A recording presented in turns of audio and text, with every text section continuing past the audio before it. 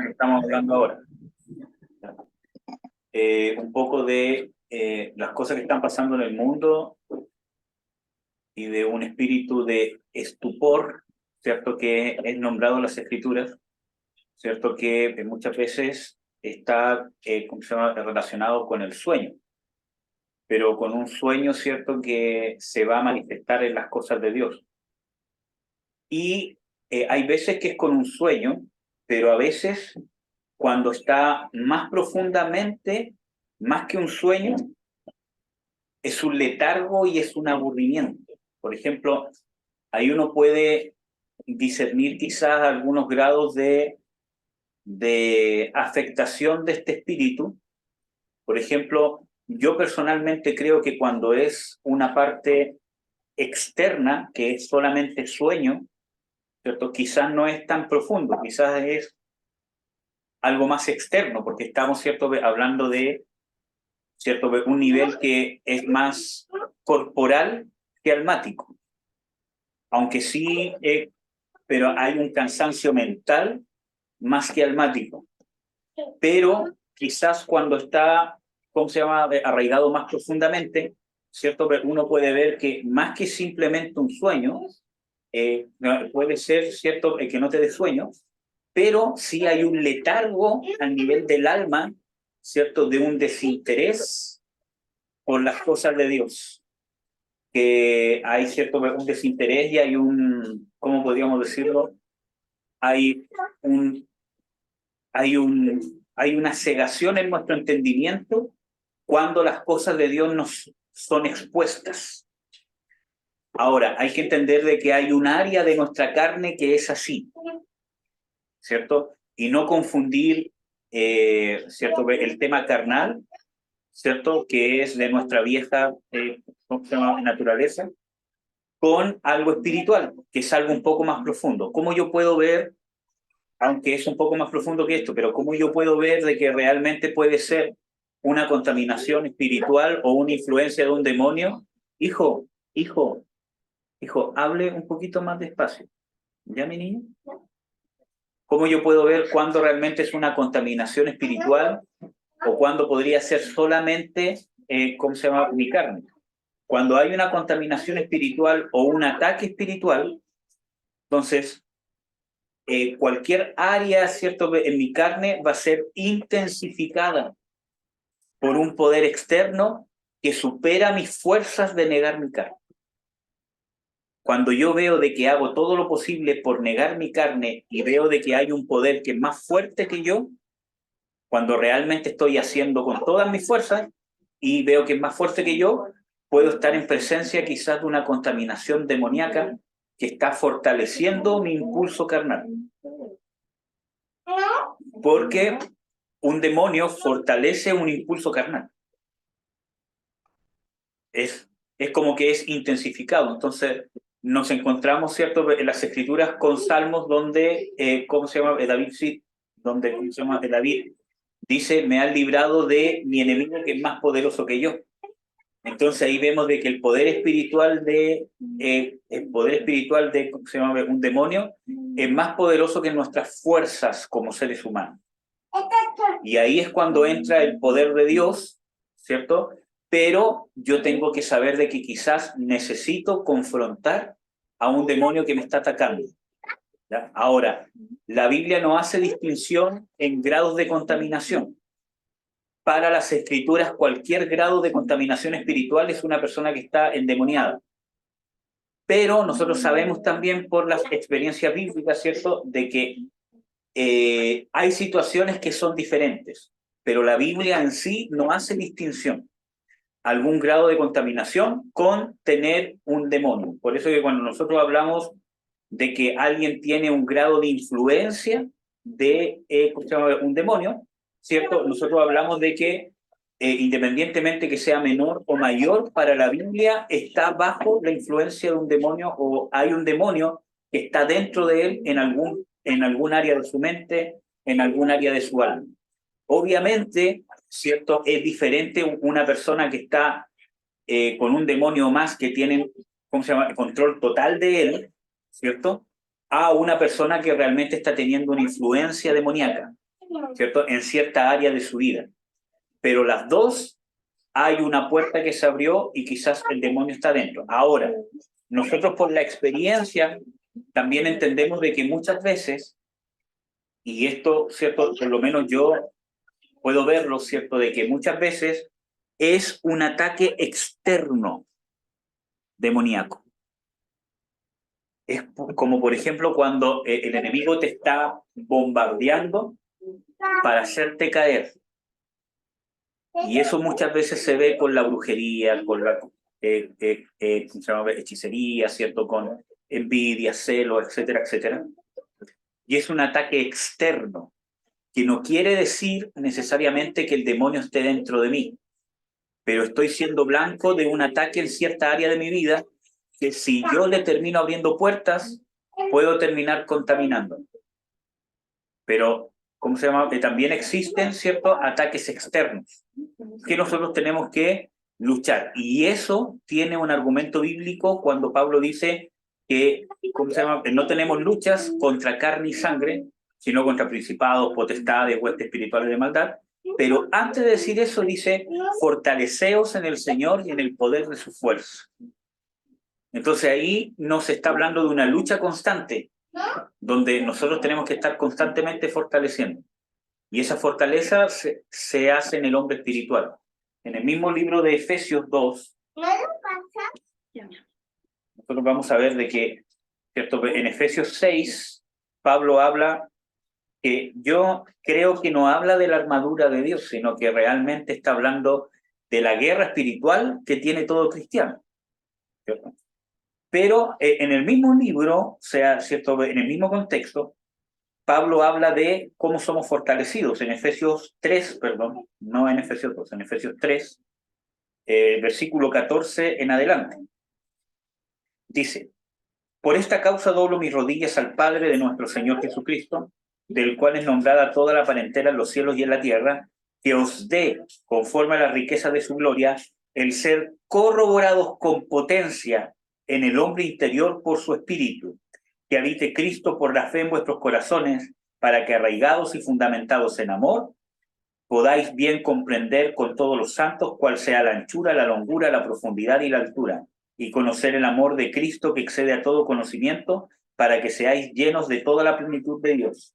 Y a aquel que es poderoso para hacer todas las cosas mucho más abundante de lo que pedimos o entendemos, por la potencia que obra en nosotros, a él sea gloria en la iglesia, por Cristo Jesús, por todas las edades del siglo de los siglos. Amén. Entonces, vamos a ver algunas cosas acá, ¿cierto?, que creo que son importantes. Primero, aquí Pablo está orando, ¿cierto?, en una iglesia de Éfeso, que es una de las iglesias quizás más espirituales que hay. Nosotros vemos en Hechos, ¿cómo se llama?, 19, uno de los avivamientos más importantes y más lindos que hubo, y una de las victorias espirituales en contra de Satanás más grandes que hubo, donde Pablo por lo menos estuvo 2 años discipulando y formando esta iglesia. Vamos a ver algunos hechos importantes en Hechos 19.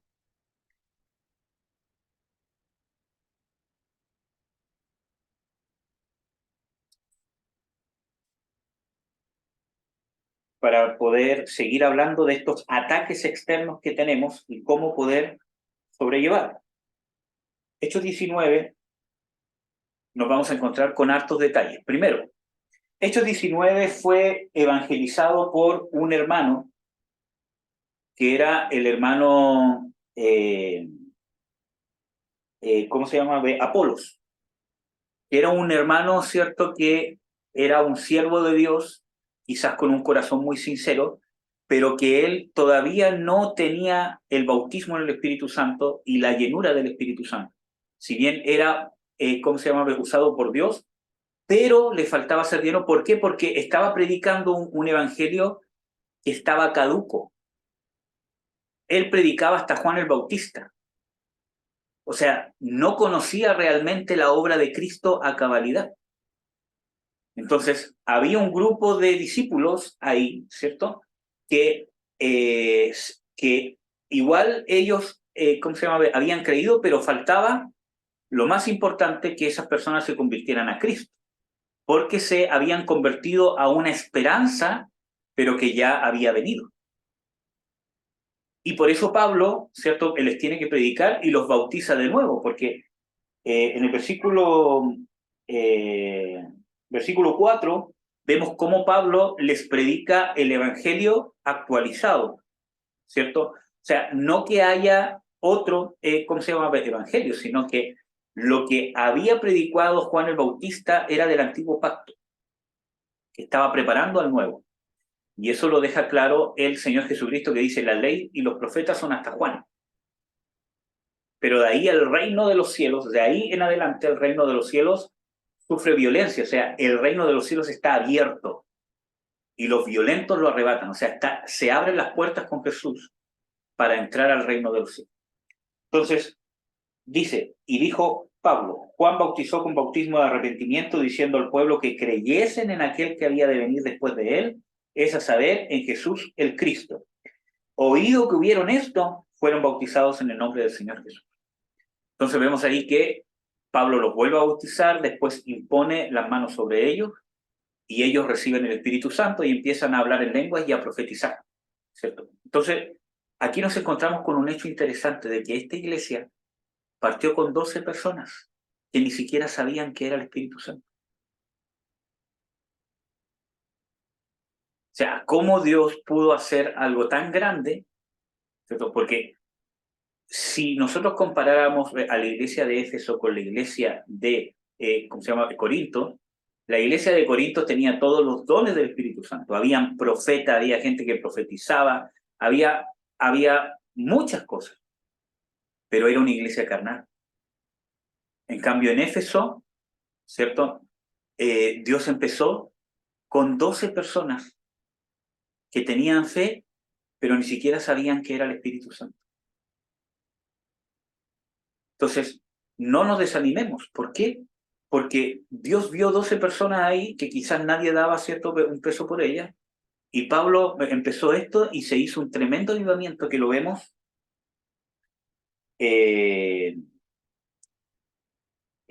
¿cierto? En el versículo 7 dice: y eran todos como unos 12 hombres. Después vamos a ver de que Pablo empezó a hablar libremente por espacio de 3 meses en las sinagogas, ¿cierto? Pero empezó, ¿cierto?, a recibir persecución por parte de los judíos, pero aún así habían verdaderos discípulos. Y empezó a disputar en una escuela de cierto tirano. O sea, ¿cómo se llama? El nombre era ese, no que él era un tirano. Y esto fue por espacio de 2 años, de manera que todos los que habitaban en Asia, judíos y griegos, oyeron la palabra del Señor. Y hacía Dios singulares maravillas por manos de Pablo. Creo que en su versión, en la 1960, dice de que hacía milagros que eran poco comunes, ¿o no? Extraordinarios, milagros extraordinarios. Creo que la versión textual dice poco comunes. Entonces, vemos de que habían milagros que no eran muy vistos, ¿cierto? Como, porque ya vemos que dentro del gran poder de Dios era común la resurrección de los muertos, la vista de los ciegos, la sanidad de los cojos, ¿cierto? Que vemos que eso ya había pasado, ¿cierto?, en el libro de Hechos. Pero si las Escrituras nos dicen que eran milagros poco comunes, era porque quizás la forma en que se hacía era poco común, como por ejemplo aquí mismo dice de que aún los sudarios de Pablo eran llevados y los que eran atormentados con demonios eran libres y los que tenían enfermedades eran, sanados. Pero quizás también estamos viendo también de, milagros quizás reconstructivos extraordinarios. Gente manca, gente coja sin una extremidad, ¿cierto? Entonces, eran cosas poco comunes. Entonces vemos de que durante estos 2 años se vivió un avivamiento que conllevó persecución. O sea, Pablo no se la llevó fácil, ¿ya? Y fueron 2 años en eso. Dice el versículo 12, de tal manera que aún se llevaban sobre los enfermos los sudarios y los pañuelos de su cuerpo, y las enfermedades se iban de ellos, y los malos espíritus salían de ellos. Entonces aquí vemos una guerra espiritual.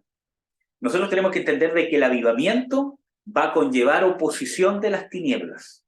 Si nosotros queremos ser ministros de un avivamiento en el lugar donde estemos, es más, nosotros tenemos un llamado a ser ministros de un avivamiento. Pero muchas veces nosotros pensamos que es cierto que el avivamiento es hacer milagros, que se muevan señales, que empiecen a haber profecías, que es cierto que empiecen a haber sueños, pero cuando empieza a haber oposición del enemigo, ¿cierto? Luchas para buscar de Dios, engaños del enemigo, depresión, tentaciones, crisis en nuestro trabajo, en nuestras finanzas, en nuestra, incluso en nuestra salud, decimos, bueno, ¿cómo Dios va a estar? ¿Cierto? Y Dios está en medio de nosotros, pero estamos metidos en la lucha. Y tenemos que luchar. Porque los grandes avivamientos parten de pocas personas que simplemente le creen a Dios. Dios ha hecho grandes maravillas muchas veces con un solo hombre o una sola mujer que le ha creído a Dios. Y hay muchos ejemplos bíblicos. Nosotros vemos de que Pablo llega a una región, ¿cierto? Por una visión de Dios. Llegan y se encuentran con un grupo, un puñado de mujeres que se juntaban, ¿cierto? Creo que es cierto, a la orilla, ¿cómo se llama? De la playa a orar. Mujeres, hermanos, que eran muy mal vistas, ¿cierto? En ese tiempo. Ellas simplemente estaban orando y ahí Dios empezó por medio de esas mujeres, ¿cierto? Una obra muy grande por medio del ministerio de Pablo. Entonces, nosotros vemos que tanto como hombres y mujeres, Dios ha empezado una gran obra. Nosotros vemos, por ejemplo, el endemoniado gadareno, que nadie daba nada por él, que ya habían perdido toda esperanza, y él era, ¿cómo se llama? Atado con grilletes en el cementerio. Eso quiere decir que cuando él estaba endemoniado, ¿cierto? Dando todo su show, golpeando a la gente seguramente, ¿cierto? Todo lo demás. Pero cuando él era, ¿cómo se llama? Cuando, ¿cómo se llama? Ya no estaba en esa posesión tan grande, ¿cierto? Y es probable que, miren, porque cuando hay una posesión así de fuerte en una persona, sus fuerzas físicas son desgastadas. Entonces, probablemente esa persona después quedaba como muerto. Entonces, ¿cierto? En vez de cuidarlo, todo lo demás, no, sino que lo tomaban y lo, ¿cómo se llama? Amarraban con grilletes. Pero cuando, ¿cierto? ¿Cómo se llama? El demonio volvía, él rompía los grilletes, dice ahí, ¿cierto? Y volvía a estar en la ciudad y todo lo demás. Entonces, nosotros vemos que en esa persona que nadie tenía compasión de él, ¿cierto?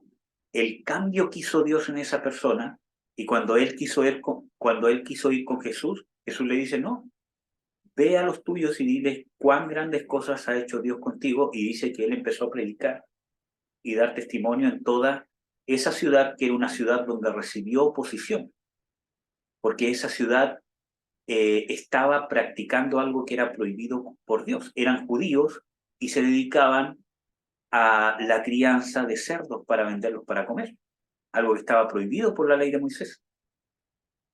Entonces vemos de que, pero, miren, lo grande del ministerio que Dios nos da va a ir en proporción a lo grande de nuestra conversión. ¿Amén? Entonces, tenemos que seguir luchando. Entonces, ¿cómo se llama? Volviendo a Hechos 19, nos encontramos con este, ¿cómo se llama? Avivamiento, ¿cierto? Y que había tanta guerra espiritual, tanto furor, que no solamente había oposición al ministerio y persecución, sino nos encontramos con los falsos, con los que querían lucirse, veían que salían demonios, que era muy visto, ¿cierto? Y nos encontramos con ciertas personas que, ojo, que en el versículo 13 dice, exorcistas vagabundos tengo yo en mi versión. ¿Cómo se llama? Es lo que dice en la 960. Ambulantes. Ambulante. Bueno, ahí hace, ¿cómo se llama?, referencia a que ellos, miren,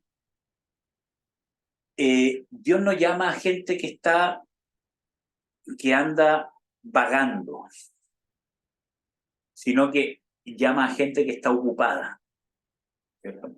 Y probablemente esto decían, bueno, como no tengo nada que hacer, voy a empezar a exorcizar así como lo hace Pablo, porque vemos, ¿cierto?, que le va bien con esto, ¿cierto?, de que la gente se convierte, lo sigue, tiene fama, quizás ofrendas de por medio, etcétera, etcétera. Entonces, y vemos de que ellos nunca habían tenido un encuentro con Jesucristo porque sus exorcismos, que no es lo mismo que la liberación, eran nosotros, ¿cierto?, en el nombre de aquel Jesús que predica Pablo, te echamos fuera. Entonces dice, yo a Pablo conozco y sé quién es Jesús, pero ustedes quiénes son. Y un demonio pudo contra 7. Entonces, o sea, una persona endemoniada pudo contra 7. Entonces, nosotros vemos que también hay esas características, pero vamos a continuar, que aún eso Dios lo usó para glorificar su nombre, porque dice de que este hecho fue notorio a todos los pueblos de ahí, o ¿cómo se llama?, a toda la gente de ahí, y entró temor de Dios en ellos, de que ¿cómo se llama?, no era algo como que, ¿cierto?, el que quiere lo hace, sino que realmente el que estaba convertido de parte de Dios podía hacerlo, y que esto no era un juego, que la actividad de los demonios era grave.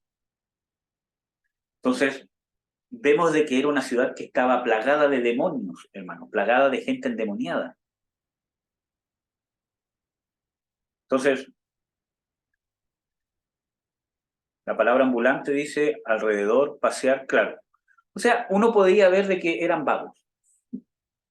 Tengo tiempo libre, ando dando vueltas, ¿cierto? Y de repente veo que esto puede ser provechoso. Y de eso está lleno. Pero vamos a ver el versículo 18, porque aquí vemos una de las características más importantes del avivamiento en Éfeso. Versículo 18 dice, y muchos de los que habían creído venían confesando y dando cuenta de sus hechos. Ahí vemos uno de los quizás de los frutos de la conversión más grande, que la gente viene confesando sus pecados y dando cuenta de sus hechos. Esto no es la misma confesión que se hace con un cura, ¿ya?, sino que cuando habla de esto, ¿cierto?, habla de que he tenido un encuentro tan profundo con el Señor Jesucristo que vengo ante la iglesia, no ante todos, un grupo de hermanos, ¿cierto?, todo lo demás, sino que vengo yo queriendo confesar mis pecados, en el sentido de confesar las prácticas que he tenido para ser libre. Y vamos a ver estas personas que venían dando cuenta de sus hechos para poder ser discípulos, ¿cierto? ¿Qué clase de gente era? Vamos a ver el versículo 19. Asimismo, muchos de los que habían practicado artes mágicas trajeron sus libros y los quemaron delante de todos, y echada la cuenta del precio de ellos, hallaron ser 50,000 denarios. Entonces, nosotros vemos de que realmente había una conversión de quienes, de los que practicaban la brujería, de los mismos enemigos de Dios. Y así nosotros vemos que estamos haciendo una guerra espiritual efectiva. Y eso tiene que ver con lo que dice el Señor Jesucristo, de que el que va a invadir un reino primero ata al hombre fuerte y después saquea su casa. Entonces, cuando el poder de Dios se manifiesta, los mismos que están de parte de Satanás se convierten a la luz. Esa es la derrota más grande que le podemos dar a Satanás. La conversión es la derrota más grande que tiene el enemigo. Entonces vemos que estas personas que habían practicado las artes mágicas, su conversión era tan grande que estaban dispuestas a dejar el lucro que tenían, ¿cierto?, a quemarlo, porque vemos que 50,000 denarios, un denario era un sueldo del día. Miren, si uno saca esa cuenta en el sueldo del día chileno, ¿cierto?, solamente por el sueldo mínimo, que creo que está en 350, ¿cierto? Banderas.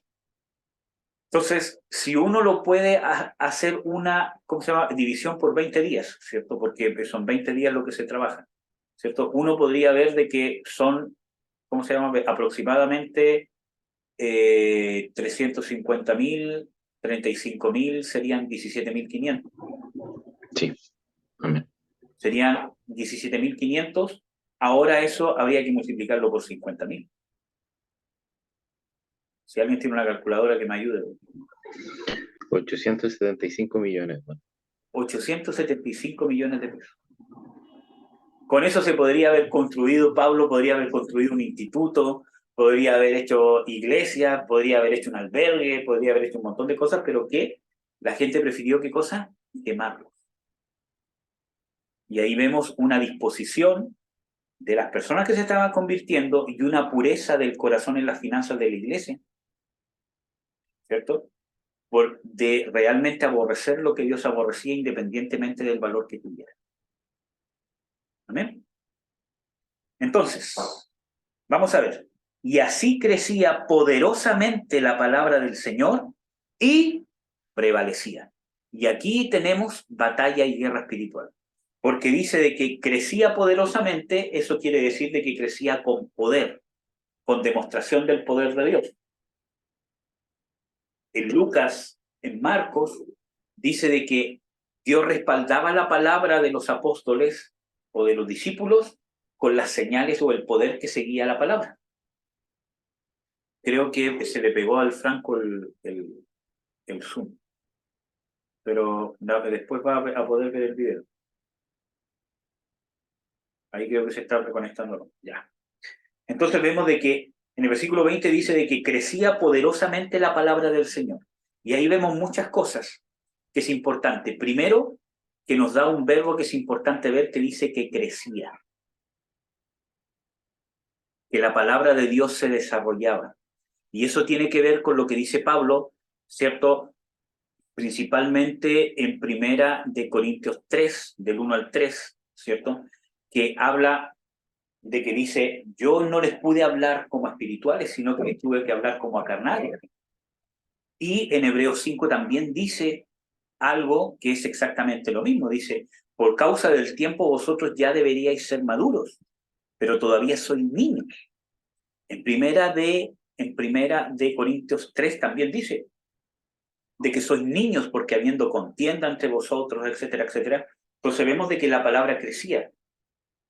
Pablo empezó a predicar un evangelio. Él en sus cartas dice de que cuando él iba a un lugar, él decía de que lo único que él predicaba era Cristo crucificado, para que la fe no estuviese fundamentada en palabras humanas o en sabiduría humana.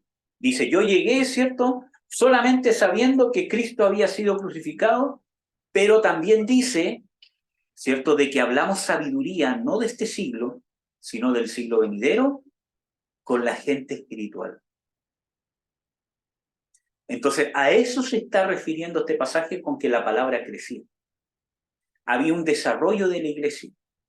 Pablo empezó a predicar un grado de palabra, entre comillas, que empezó a dar fruto en las personas.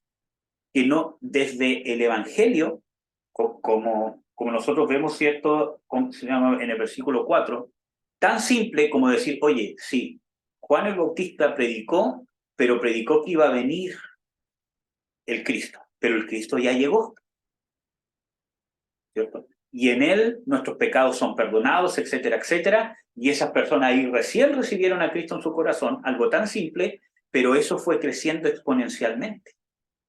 Esas 12 personas, probablemente quizás los 12, o quizás algunos, fueron los pilares o los líderes de esa iglesia. Probablemente quizás los 12 o quizás parte de ellos.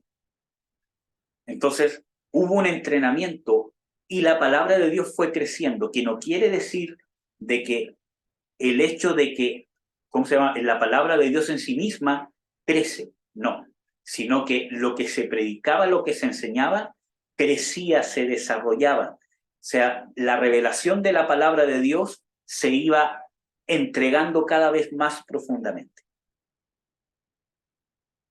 ¿Ya?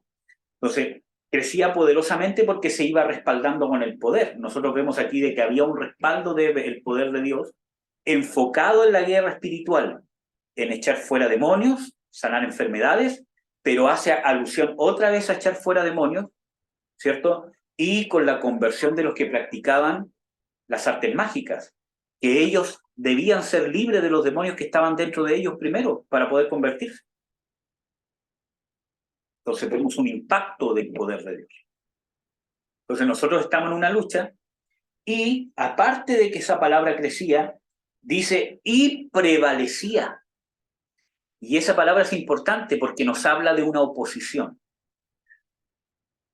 De que la palabra en la iglesia prevalecía, de que la iglesia se mantenía predicando la palabra, se mantenía sembrando el reino, se mantenía ministrando el reino de Dios a través de la liberación, de la enseñanza, de la preparación, del discipulado, de la formación, de tantas cosas más, pero al haber oposición prevalecía, o sea, ante cualquier ataque de las tinieblas prevalecía la palabra, o sea, vencía, era más que la oposición. Entonces había una lucha espiritual, ¿ya? Versículo 21. Y acabadas estas cosas, se propuso Pablo en espíritu partir a Jerusalén. Después, ¿cierto?, andaba Macedonia y Acaya diciendo, después que hubiera estado allá, me es menester también ver a Roma. Entonces nosotros vemos de que Pablo se quedó ahí durante 2 años formando, estableciendo una iglesia sólida y espiritual, que pudiera autovalerse por sí mismo. Entonces nosotros vamos a ver acá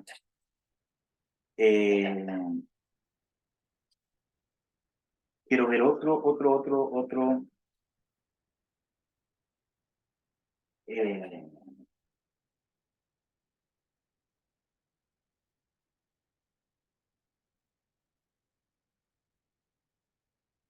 pasa? Déjenme buscarlo, ¿eh?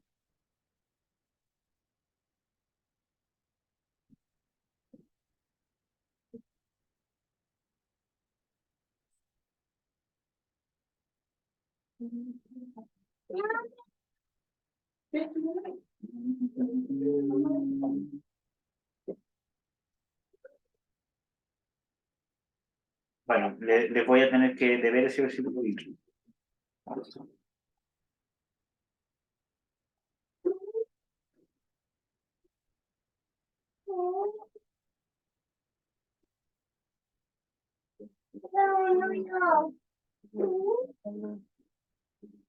Bueno, ahí se los voy a dar. Bueno, pero el tema está que Éfeso fue una iglesia que quizás una de las iglesias más espirituales, porque vemos de que la carta de Éfeso, Pablo, pese a que uno puede ver de que quizás hay algunas cosas que todavía faltan, pero es una carta bastante alentadora. Es una iglesia que se le está fortaleciendo los brazos, por decirlo de alguna forma. ¿Quieres que te lo pase?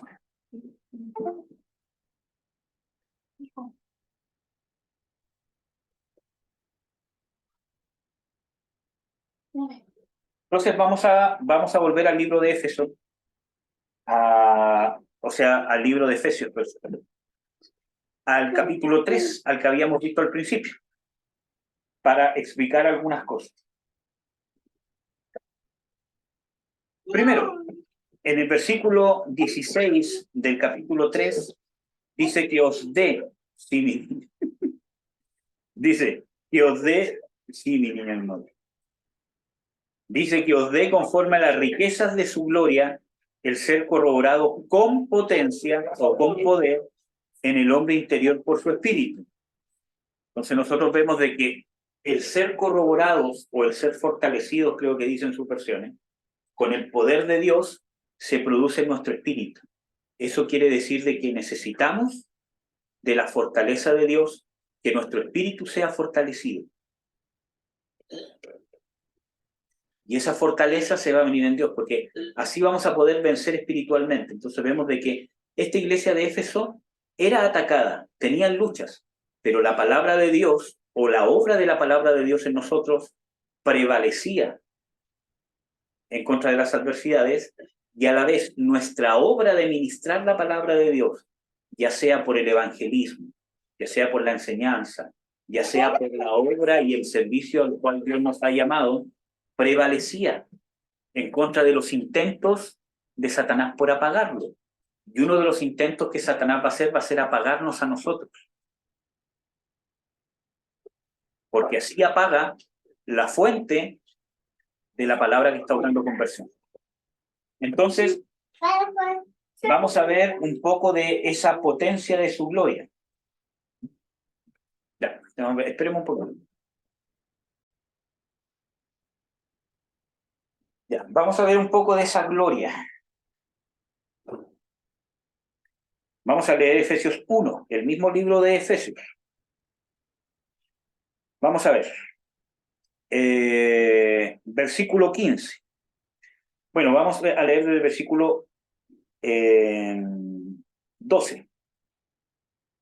Dice, para que seamos para alabanza de su gloria, nosotros que antes esperábamos en Cristo, en el cual esperasteis también vosotros en oyendo la palabra de verdad, el evangelio de vuestra salvación, en el cual también desde que creísteis, fuisteis sellados con el Espíritu Santo de la promesa.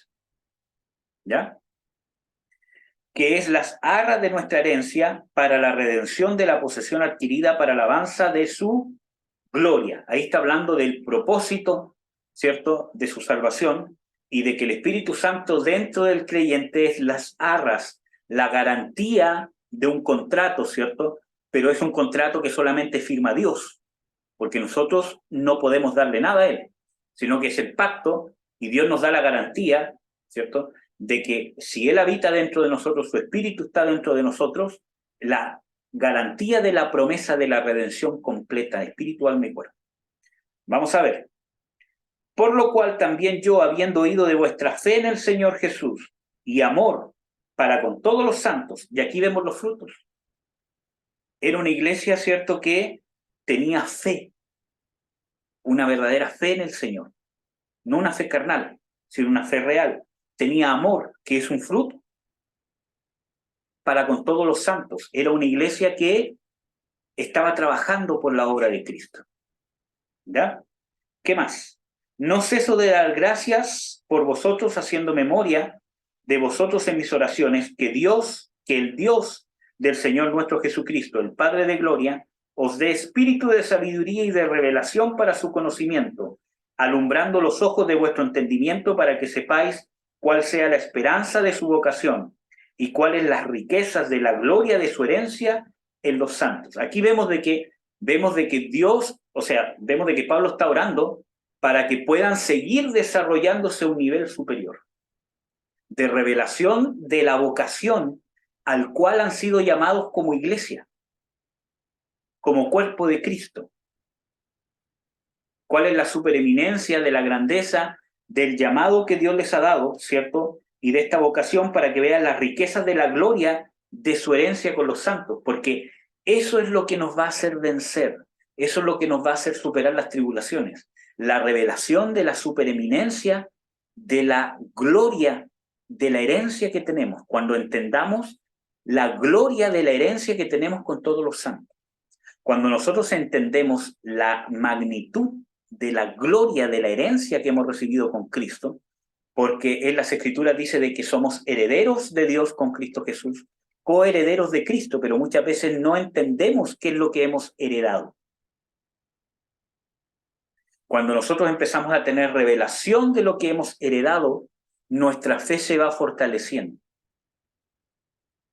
Por eso que Pablo pide algo extra, dice que Dios les dé espíritu de revelación y de sabiduría. Y aquí vemos, ¿cierto?, cómo obran dentro de la iglesia espíritus de Dios que no necesariamente son el Espíritu Santo. Entonces, nosotros tenemos que orar para que Dios nos dé espíritu de revelación y de sabiduría para que entendamos la gloria de la herencia que nos ha dado en Cristo Jesús y con Cristo Jesús. Aquí y ahora y la futura, porque la futura nos va a dar esperanza. Acuérdense de que Pablo dice de que no hay esperanza si no estamos esperando algo. Y eso conlleva, una esperanza nos conlleva a tener paciencia, a resistir la prueba, a poner en obra la paciencia, para que esté la obra completa. Vamos a ver. Y eso alumbra los ojos de nuestro entendimiento. O sea, versículo 19. Y aquella supereminente grandeza de su poder para con nosotros los que creemos, por la operación de la potencia de su fortaleza, la cual obró en Cristo, resucitándole de los muertos y colocándole a su diestra en los cielos, sobre todo principado, sobre toda potencia, señorío, sobre todo nombre que se nombra, no solo en este siglo, más aún en el siglo venidero, y sometió todas las cosas debajo de sus pies, y lo dio por cabeza sobre todas las cosas a la iglesia, la cual es su cuerpo, la plenitud de aquel que llena todas las cosas en todos. Y aquí hay un tema sumamente relevante que tiene que ver con la iglesia. O sea, necesitamos la revelación de la herencia, de la gloria, de la herencia que Dios nos ha dado con todos los santos y la supereminente grandeza del poder que Dios nos ha dado, con el cual resucitó a Jesús. Entonces, nosotros nos vamos a dar cuenta de que necesitamos revelación de eso, porque muchas veces no lo entendemos, sino que lo vemos como algo místico, como algo lejano. El poder que resucitó a Jesús. Ah, Jesús resucitó de los muertos, ah, qué lindo. Pero si nosotros nos diéramos cuenta qué significa que Jesús haya sido levantado de los muertos y el poder que se movió en eso, nos daríamos cuenta del poder que se movió en nosotros para hacernos nacer de nuevo. Y que ese poder está en nosotros para vencer nuestras propias luchas, para ministrar, para servir, para derrotar a las tinieblas, para hacer guerra espiritual y vencer. Entonces, nosotros nos damos cuenta de que el Hijo del Hombre, el Hijo de Dios, Dios anonadado, murió, pero no fue cualquier muerte, fue una muerte sustituta. Y esto fue una promesa incluso que Abraham profetizó, ¿cierto? Y dijo de que Dios se proveerá para el sacrificio cuando iba a entregar, ¿cómo se llama?, a su hijo, ¿cierto? Y eso fue algo escatológico para ese tiempo, ¿cierto? Porque Dios mismo se proveyó de sacrificio, él mismo haciéndose hombre y entregando a su hijo en la cruz, porque no había un sacrificio perfecto. Eso muestra de que ni aún el sacrificio, ni aún aunque Abraham hubiese sacrificado a su propio hijo primogénito, ¿cierto? Bueno, entre comillas, ¿cierto? Pero realmente el hijo de la promesa, Isaac, ¿cierto?, no hubiese sido un sacrificio perfecto para Dios. Porque no iba a poder sustituir nada. No iba a poder ser un sacrificio perfecto. La fe que se movió detrás de Abraham de obediencia fue lo que trajo bendición para Abraham, pero no el sacrificio de su hijo en sí, sino que el sacrificio perfecto se lo iba a proveer Dios mismo.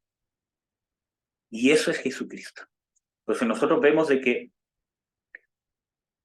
nuestro Señor Jesucristo, que era Dios anonadado, al haber muerto en sustitución por nosotros, debía quedarse muerto. Debía ser condenado. ¿En qué sentido? Porque cargó el pecado condenatorio y recibió el castigo. Por lo tanto, debía recibir el castigo eterno, pero dice de que la muerte no lo pudo retener por el hecho de que el sacrificio, y esto es sumamente importante, por el hecho de que el sacrificio haya sido hecho por el mismo Dios, anonadado, nos da una supereminente grandeza del sacrificio. Un valor tan grande que la muerte no lo pudo retener. Porque era un sacrificio netamente vicario. O sea que el que estaba en el sacrificio por ninguna parte merecía nada del castigo. Y del hecho de ser Dios estaba hablando de que,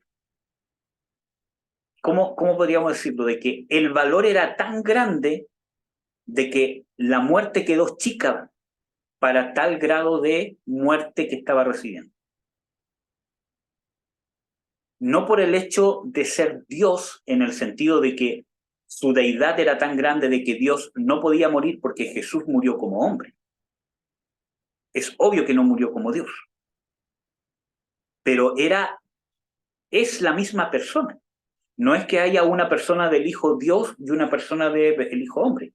Es la misma persona, pero que estaba anonadado y murió. En serio que murió. Entonces vemos de que la magnitud del sacrificio, la muerte no lo pudo retener, porque era muy grande, era de mucho valor para poder retenerlo. Entonces, nosotros vemos de que el poder que lo resucitó de los muertos es un poder que vence el pecado, porque venció la condenatoria eterna del pecado. Entonces, ahí nosotros vemos de que, ¿qué significa que entendamos la supereminencia, grandeza del poder de Dios que resucitó a Jesús de los muertos? Nosotros vemos de que ese poder venció la condena del pecado. Y nosotros vemos de que es tan grande la misericordia de Dios, tan grande el amor de Dios, de que muchas veces nosotros nos quedamos en la condena del pecado y no nos deleitamos en la misericordia de Dios, de que Él perdonó nuestro pecado y que ese poder se llevó la condena. El poder que está en nosotros de vida del Señor Jesucristo, de resurrección del Señor Jesucristo, venció la condena del pecado. Y ese poder está en nosotros. La condena del pecado se va, las cadenas del pecado se van. Son rotas. Por eso que no hay condena para nosotros, por causa de esa supereminente grandeza del poder de Dios. Y eso nos debe acercar mucho más al amor de Dios. Entonces nosotros vemos de que no hay condena. El poder que se mueve en nosotros, el poder de Jesucristo que se mueve en ti, el poder de Jesucristo que se debería mover en la iglesia, ¿cierto? Es el poder que supera la condenación del pecado. Por eso que nosotros tenemos que entender qué significa que Jesús haya sido resucitado. Ese poder venció la condenación eterna del pecado. Ese poder venció a Satanás y las tinieblas. No lo pudieron retener. Fueron vencidos en la muerte de Jesús. Satanás fue vencido en la muerte. Dice en las Escrituras, ¿cierto? En Colosenses 2, ¿cierto? 2, versículo, bueno, desde el versículo 13, dice de que estando nosotros muertos en delito y en pecado, nos dio vida juntamente con Cristo, ¿cierto? Y nos dio vida juntamente con Él, perdonándonos nuestros pecados. Después dice, y quitando el acta de los decretos que había contra nosotros que nos era contraria, quitándola del medio y clavándola en la cruz. Entonces, ¿dónde Jesús venció? En la cruz. Después dice, y despojando a los principados y a las potestades, los exhibió públicamente, triunfando sobre ellos, ¿dónde? En la cruz. Entonces, desde el momento que, porque la cruz conlleva toda su negación, desde el momento que fue torturado, que fue acusado injustamente, que tuvo un juicio injusto, que tuvo un juicio condenatorio, ¿cierto? Y del hecho que hasta que entregó el Espíritu, por eso que Jesús, antes de entregar el Espíritu, dice, consumado es, y entrega el Espíritu. Entonces uno dice, pero ¿por qué dice que es consumado si todavía no subía al cielo con su sangre expiadora para poder expiar literalmente todo? ¿Cierto? ¿Por qué? Porque ahí venció todo, ya estaba hecho. En la cruz Jesús salió victorioso, no necesariamente en la resurrección. La resurrección fue consecuencia de su victoria.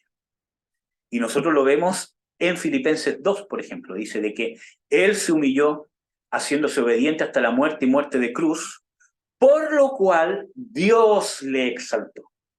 La victoria de Jesús estuvo hasta que descendió a la muerte. En su muerte se culminó la victoria. O sea, su lucha, ¿cuándo fue? ¿Cuándo Él fue vencedor?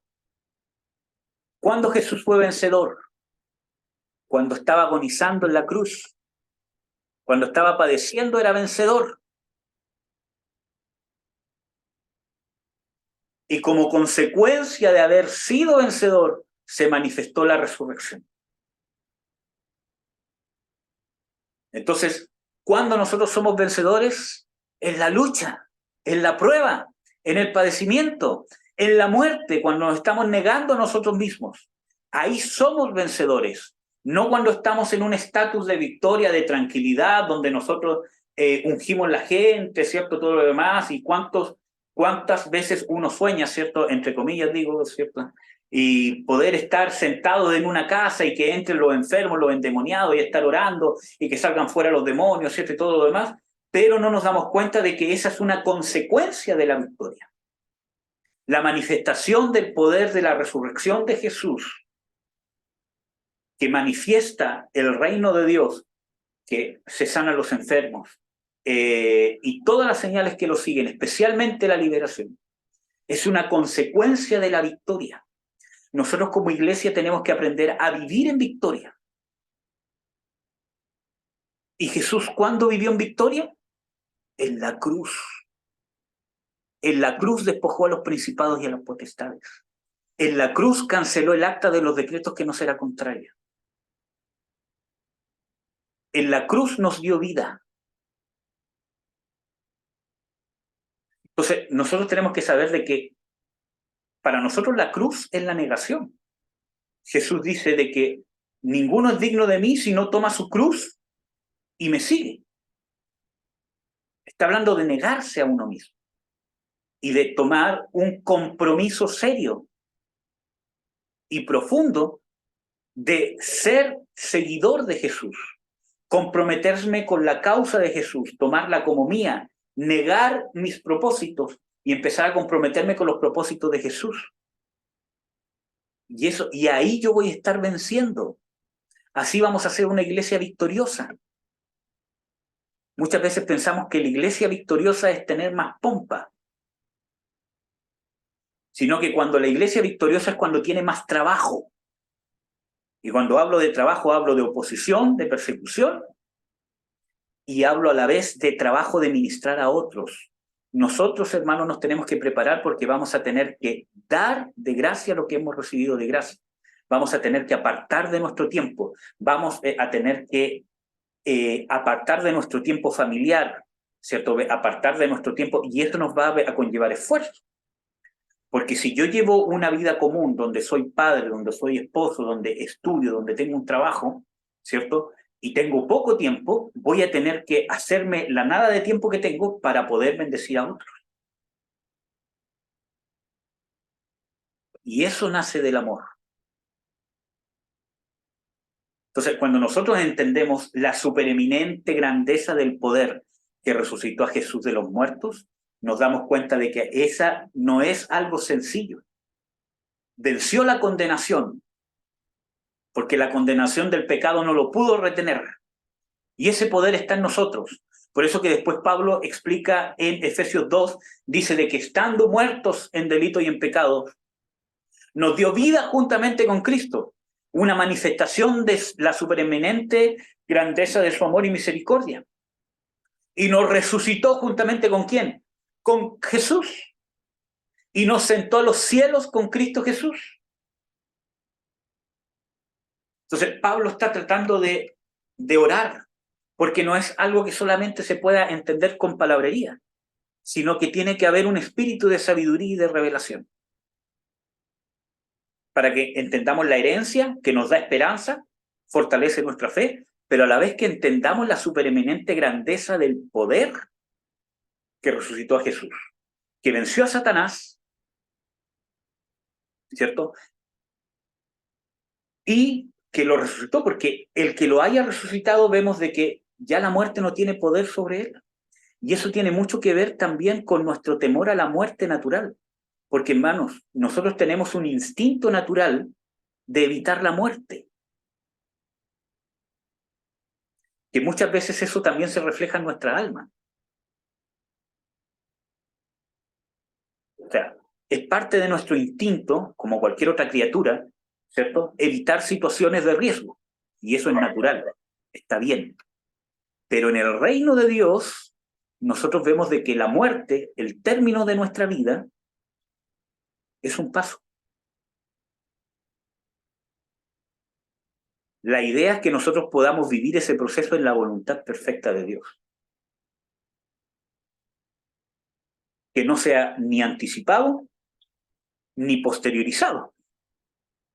Nosotros vemos al rey,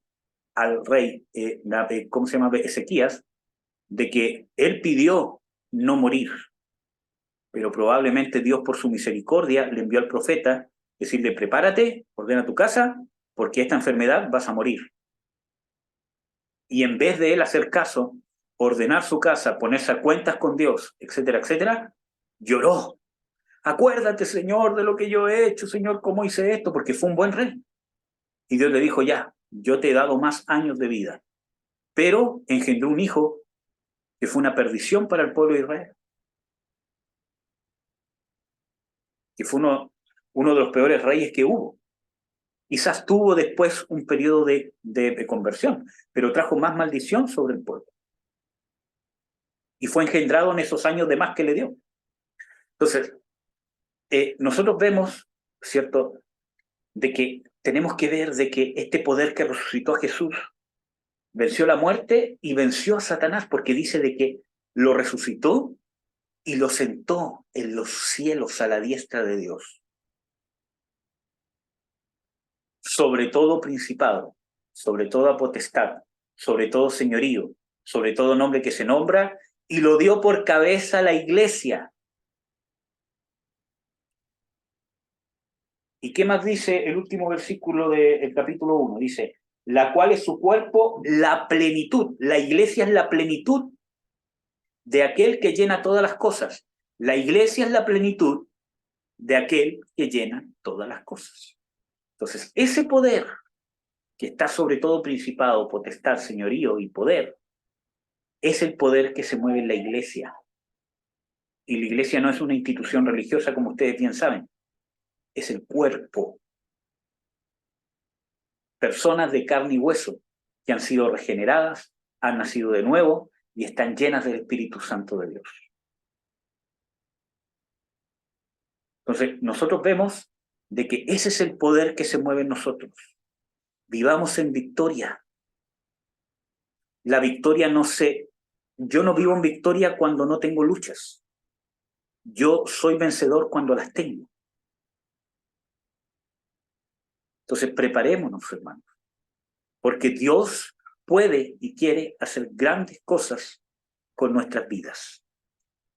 No que yo ande solo, ¿cierto? Y lanzándome, ¿cierto?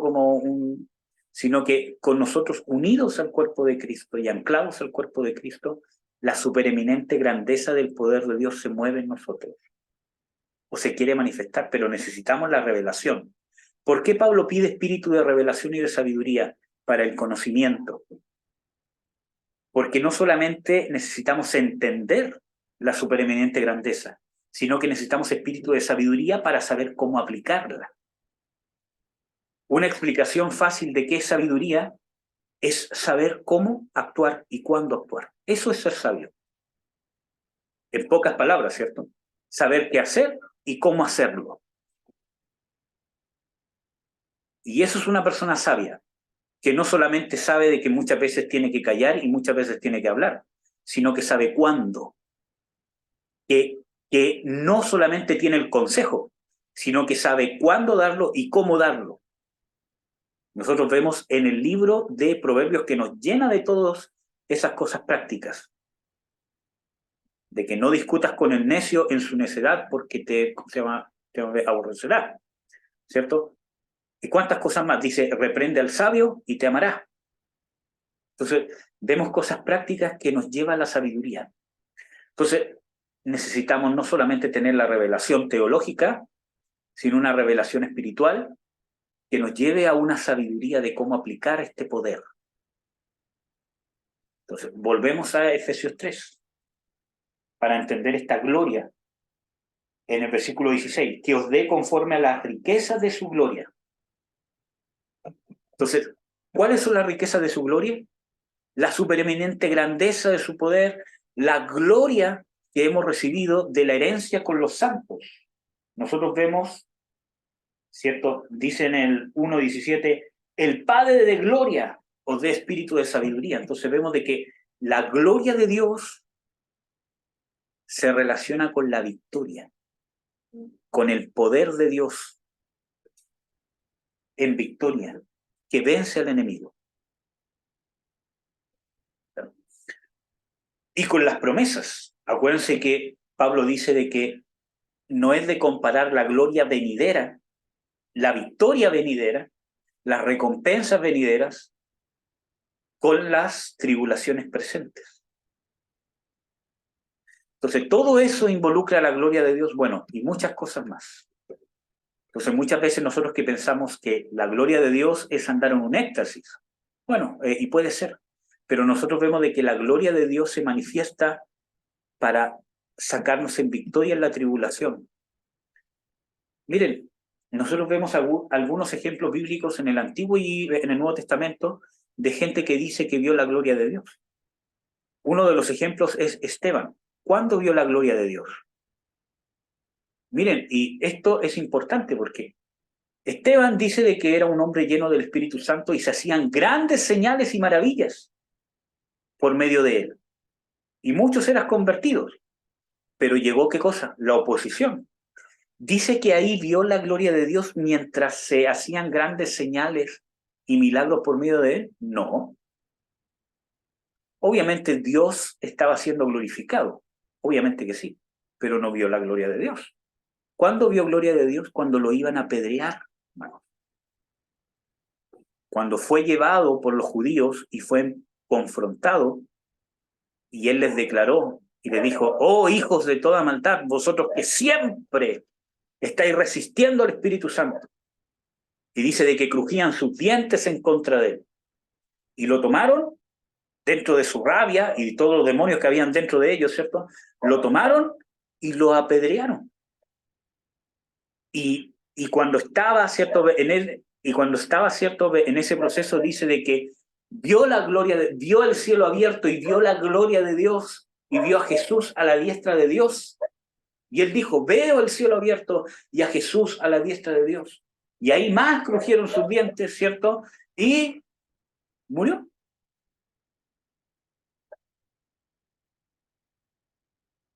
Y no solamente que ahí murió, le empezaron a caer las piedras. Y no piedras del porte de un puño, estamos hablando de piedras grandes, ¿cierto? Lanzadas para matarlo. O sea, había dolor, cayó una en la cabeza, cayó una al hombro, un hueso quebrado, un hombro dislocado, ¿cierto? Quizás en su cuerpo, en su ojo, ¿cierto? ¿Cómo se llama? Un ojo que se le reventó. Así murió Esteban, en una agonía. Y ahí vio la gloria de Dios. Pero muchas veces las iglesias entienden como gloria de Dios las señales, las maravillas, milagros, gente en silla de ruedas, gente, ¿cómo se llama? En silla de ruedas, que se para de la silla de ruedas y todos dicen, oh, en este siervo de Dios se mueve el poder de Dios, en esta iglesia se mueve el poder de Dios, oh, etcétera, etcétera. Y nosotros vemos de que, ¿cuándo vieron la gloria de Dios? Nosotros vemos de que algunos de los profetas en el Antiguo Testamento dicen que vieron la gloria de Dios o la semejanza de la gloria de Dios. Por ejemplo, el profeta, ¿cómo se llama? Ezequiel. Pero el profeta Ezequiel vivió un ministerio, entre comillas, desde el punto de vista de un hombre terrorífico. Vivió siendo aborrecido, siendo odiado, y Dios le advierte, te enviaré un pueblo de dura cerviz. Se opondrán. Es más, hay una parte del profeta, miren hermanos, que Dios lo manda a profetizar. ¿Y saben qué? Dice de que él habló la palabra de Dios y ese mismo día su mujer murió, su esposa murió. Y él siguió haciendo la voluntad de Dios. Dios, ¿cómo se llama? Le dice, y profetaré, y le diréis así al pueblo de Israel. Y dice, y tú, hijo de hombre, le dice, no harás luto, ni harás llanto por la muerte. Y ese mismo día murió su mujer. Y ahí él entendió que no tenía que ni siquiera llorar la muerte de su esposa.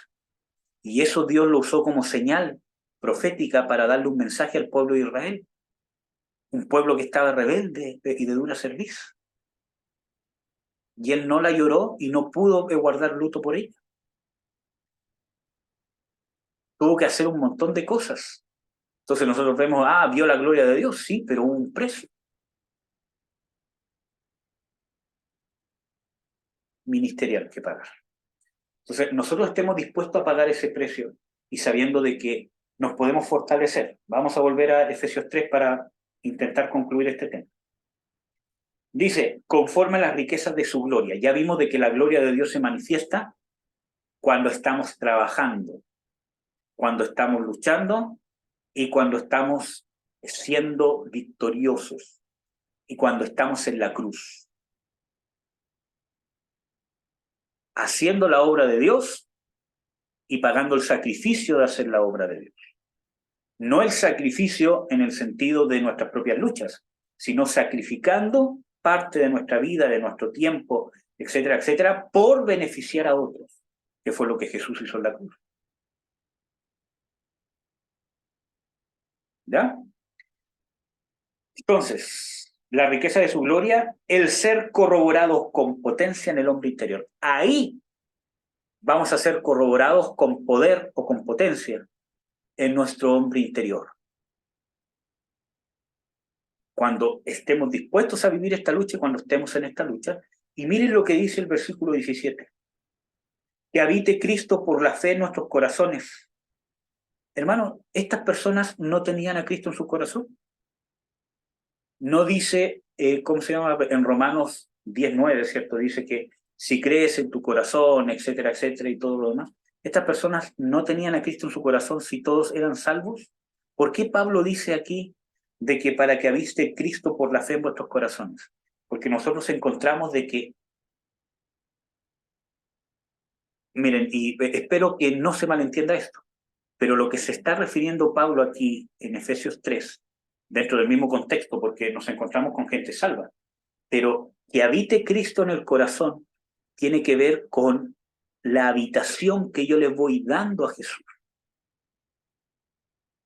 Mi corazón tiene mucho que ver con mi voluntad más profunda de mi ser. Hacia las escrituras hablan que hacia dónde se inclina el corazón. Entonces, si bien Dios en el Antiguo Testamento dice engañoso es el corazón más que todas las cosas y perverso, ¿quién lo conocerá?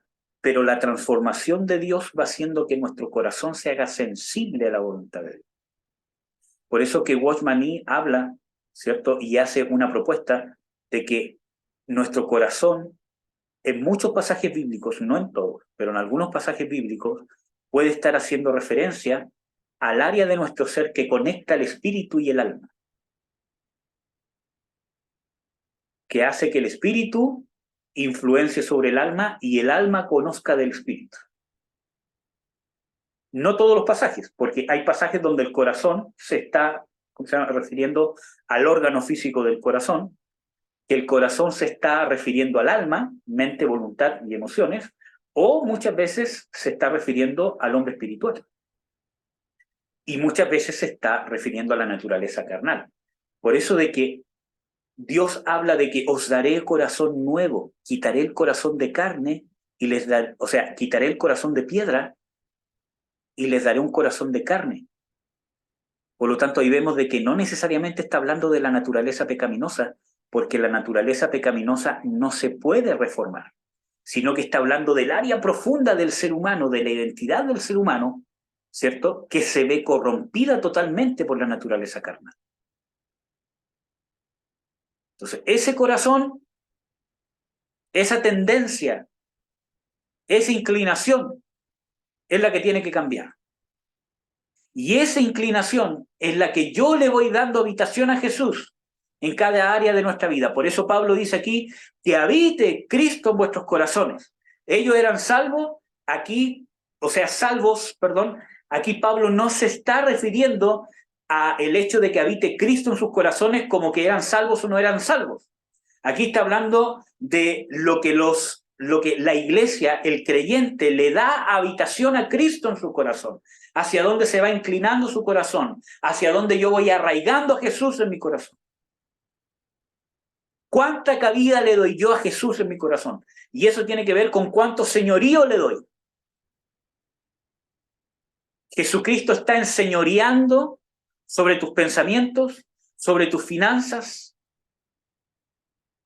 sobre tu comida, sobre tu hombría, sobre ser mujer, sobre ser padre, sobre ser madre, sobre ser esposo, sobre ser esposa, sobre tus proyectos, dónde quieres vivir, cuál es el trabajo que quieres tener, cuál es el trabajo que tienes, cuáles son las decisiones, dónde te vas a ir, si te vas a ir para el norte, para el sur, para el centro. ¿Es Jesús Señor? ¿Le está dando el señorío a Jesús? Hermano, orar no es ser religioso, esperar la voluntad de Dios no es ser religioso. Si bien Dios muchas veces guía y nos guía por pensamientos, por sensaciones, por el querer, pero un cristiano maduro no espera eso, espera de que Dios le hable y que lo guíe.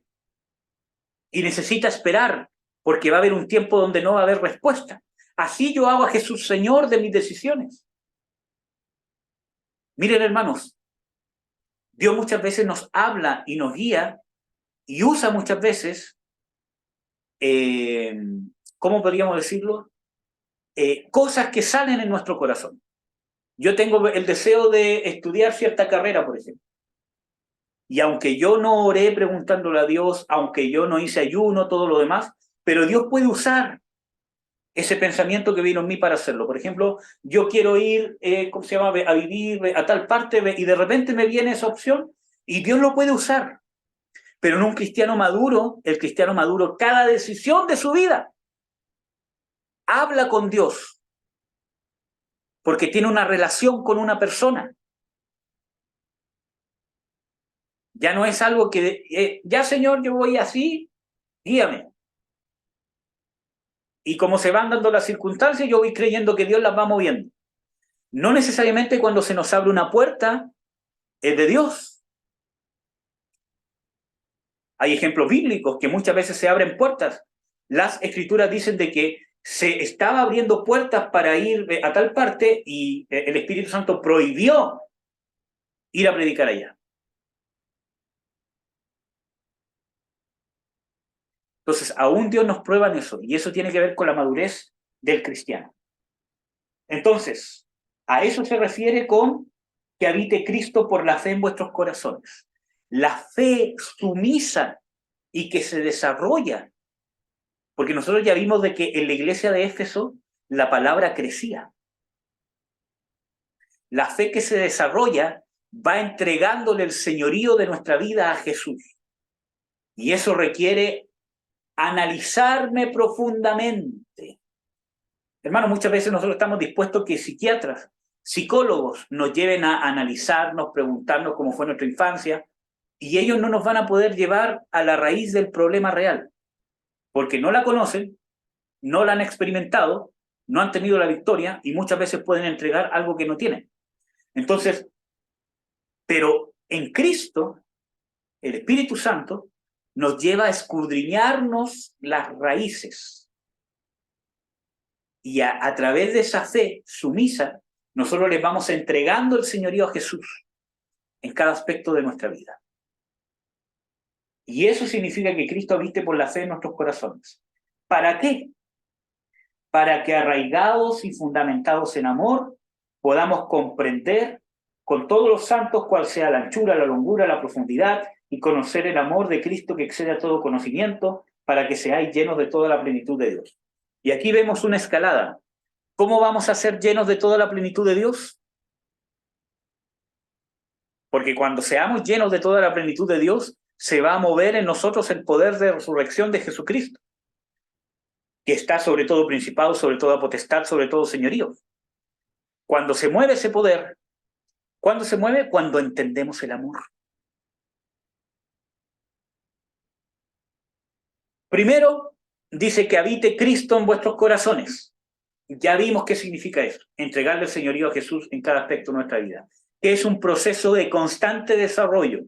No vamos a terminar nunca de entregar el señorío a Jesús de todos los aspectos de nuestra vida. Segundo, eso nos lleva recién a entender la anchura, longitud, profundidad del amor de Cristo que excede a todo conocimiento.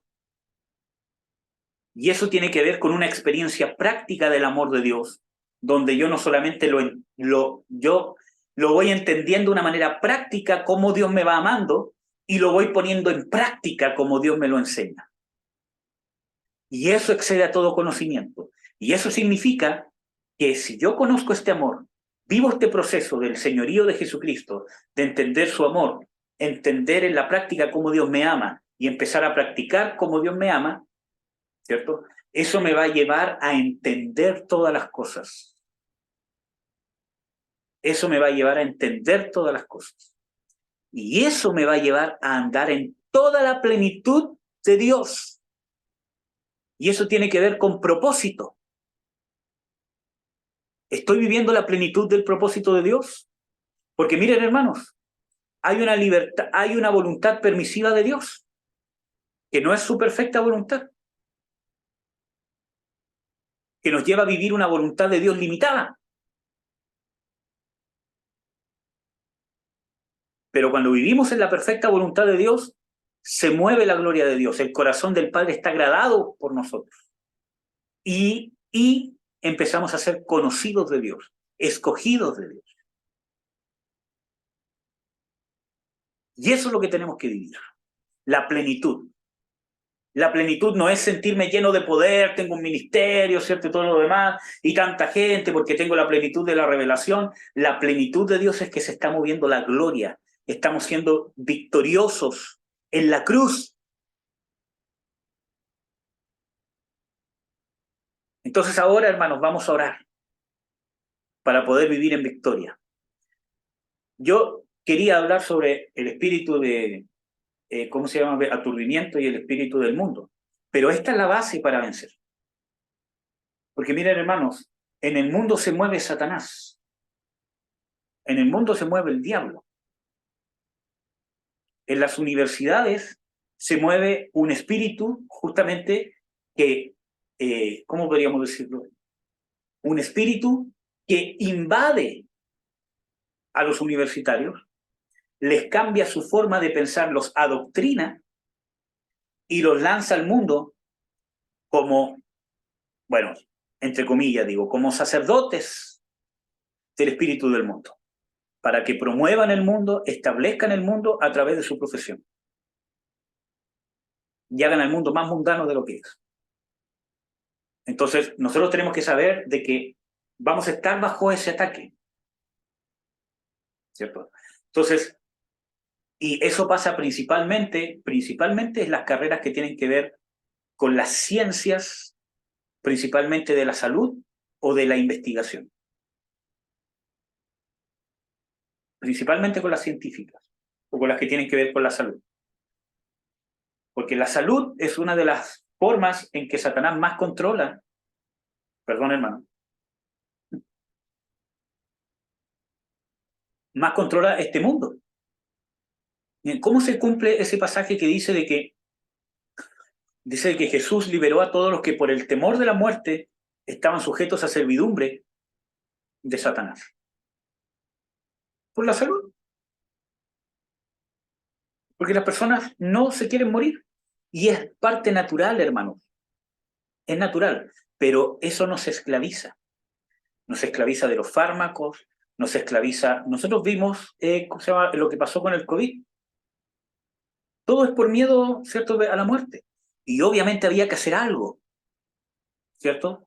Y no es que diga, se está muriendo la gente, ya, hay que tener fe.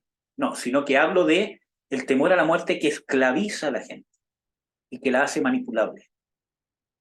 Entonces, ante todas estas luchas del enemigo, nosotros tenemos que saber de que el enemigo se mueve en el mundo. Jesús dice, no te ruego que los quites del mundo. Están en el mundo, pero no son del mundo, sino que te ruego que los guardes del mal. Y esa palabra mal fácilmente se podría traducir como el malo, como una persona, o como el maligno. Entonces, la idea es que nosotros pensamos, tenemos una lucha. En Efesios 6 dice, fortalecidos en el Señor y en el poder de su fuerza. Efesios 6. Efesios 6:10 dice, por lo demás, hermanos míos, fortaleceos en el Señor y en la potencia de su fortaleza. Creo que en la versión 1960 dice, y en el poder de su fuerza. Entonces, fortaleceos ¿en qué cosa? En el poder de la fuerza que tiene Dios. Porque no tenemos luchas contra carne y sangre, etcétera, etcétera. Entonces, muchas veces nos olvidamos de que es el poder de su fuerza el que nos arma para defendernos y atacar. Así somos fortalecidos. Entonces ahora vamos a orar por eso. Vamos a orar en contra del espíritu de estupor. Vamos a orar contra el espíritu del mundo, que nos quiere frenar en nuestro crecimiento como iglesia, ¿cierto? Y podríamos hablar nosotros un año entero, o quizás más, de cuáles son todas las formas que Satanás frena a una iglesia. Intelectualismo, falsa doctrina, los tipos de falsas doctrinas que hay, ¿cierto? Cómo cada una, ¿cierto? ¿Cuál es la raíz de cada una, ¿cierto? La soberbia, la arrogancia espiritual, intelectual, de clases, etcétera, etcétera. Podríamos hablar infinidad de temas de eso, pero vamos a orar para que nosotros para que vengan nosotros espíritus de revelación, de sabiduría, ¿cierto? Para poder conocer y experimentar la supereminente grandeza del poder que resucitó a Jesús de entre los muertos, que nos ha hecho un recipiente de la plenitud de Jesús.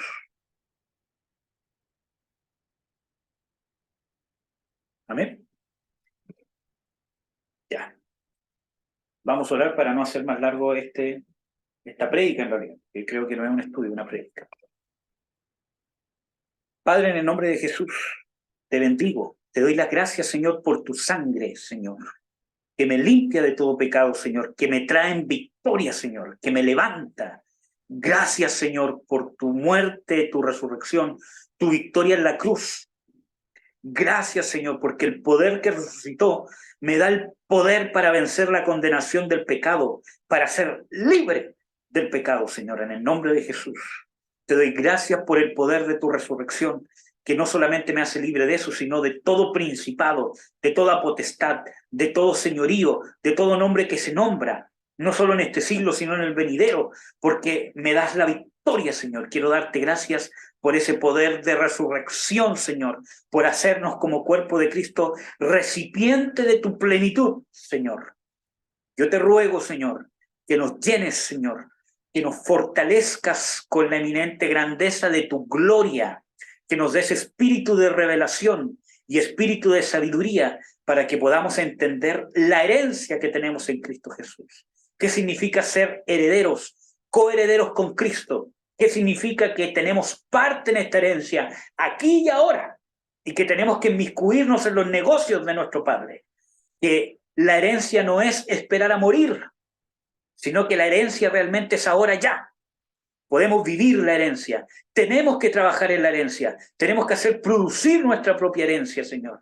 En el nombre de Jesús, danos ese entendimiento también para entender la supereminente grandeza de tu poder, que levantó a Jesús de los muertos, que nos dio vida de entre los muertos, que perdonó nuestros pecados, que quitó el acta de los decretos en contra nuestra, que venció a Satanás en nuestras vidas, que nos pasó de las tinieblas a tu luz en la redención que hay en tu sangre, en la cual podemos tener liberación, podemos ser libres, podemos decirle a Satanás que está vencido, que tiene que huir de nosotros en el nombre de Jesús, que tienes que salir de nuestra mente, de nuestro sueño, de nuestra capacidad mental, en el nombre de Jesús de Nazaret, que tiene que salir de nuestras finanzas, que tiene que salir de nuestras casas, que tiene que salir de nuestros cuerpos, que tiene que salir de nuestra salud, que tiene que salir de nuestros pensamientos, que tiene que salir de nuestros sueños, en el nombre de Jesús de Nazaret.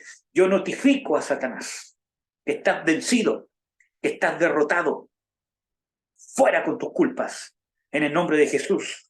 Bloqueamos tus ataques en el nombre de Jesús de Nazaret, con el escudo de la fe, en el poder de resurrección de Jesús, en el poder y en la victoria de Jesús en la cruz, en el Jesús victorioso que en la cruz dijo consumado es, en ese nombre que es sobre todo nombre, en el nombre al cual se dobla toda rodilla, te echo fuera, espíritu de estupor, en el nombre de Jesús, te vas, fuera de nuestros sentidos, fuera de nuestra mente, fuera de nuestras habitaciones, fuera de nuestras casas, en el nombre de Jesús. Espíritu de enfermedad, en el nombre de Jesús te vas. Espíritu de miseria, espíritu de fracaso financiero, espíritu de pobreza, te vas. Espíritu de estrés, espíritu de amargura, te vas en el nombre de Jesús.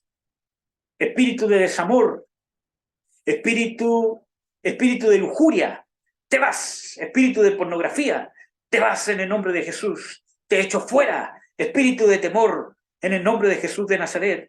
Cancelo toda hechicería, toda brujería, en el nombre de Jesús de Nazaret. Deshago todas las hechicerías, todos los ungüentos, todos los conjuros, todos los hechizos, todas las palabras conjuradas en contra de cada uno de nosotros, en el nombre de Jesús, para hacernos caer nuestra salud, nuestras finanzas, nuestros sueños, nuestra mente, nuestra voluntad, emociones, nuestros trabajos, el estrés, nuestra salud mental, nuestra salud física. Los deshago en el nombre de Jesús. Fuera, fuera, fuera, fuera, fuera. Se van.